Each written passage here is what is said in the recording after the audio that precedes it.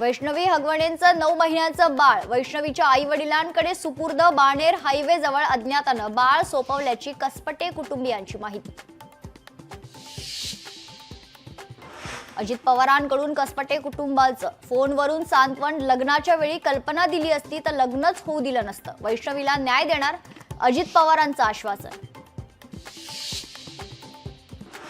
केवळ हकालपट्टी नको तर राजेंद्र हगवणेंना तातडीनं अटक करा. वैष्णवीच्या वडिलांची मागणी.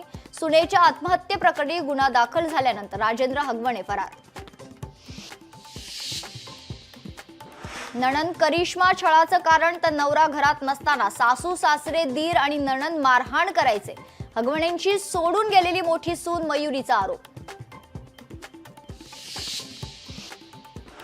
शशांकला सासरच्यांकडून महागड्या वस्तू हव्या होत्या. हगवणेंची मोठी सून मयुरी जगतापचा आरोप.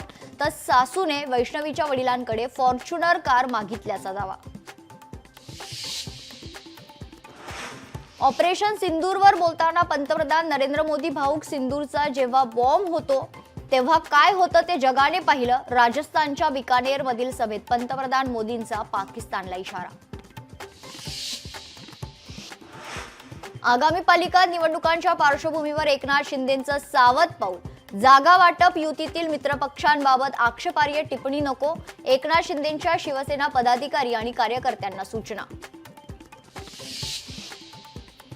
राज्यात पुढील 3 दिवस जोरदार पावसाची शक्यता. मुंबईसह उपनगरात जोरदार मान्सूनपूर्व पाऊस बरसणार. हवामान विभागाचा अंदाज.